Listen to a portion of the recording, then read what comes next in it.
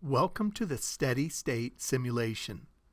In this simulation, you'll investigate various factors that affect heat flow rate. To begin, select the Part 1 button on the bottom of the screen.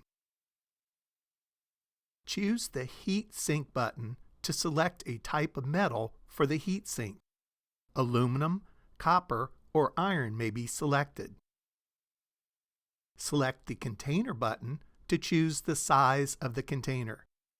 The larger aluminum heat sink can only be tested using the large container.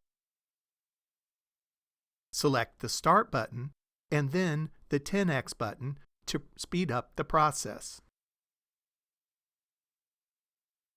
Once the temperatures inside and outside the container become the same and stop changing, immediately select the Stop button that toggles with the Start button. Observe and note the time on the timer that shows how long it took the inside and outside temperatures to become equal.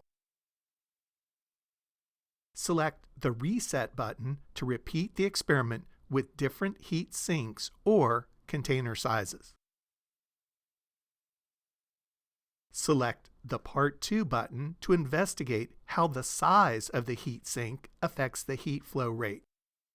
Do this by changing the heat sink size with either the aluminum medium or the aluminum large size, and then repeat the experiment. This part of the experiment can also be used to investigate how changes in voltage supplied to the heater affects the heat flow rate. To increase the voltage to the heater, select the up arrow next to the power supply voltage display. Selecting the down arrow reduces the voltage to the heater.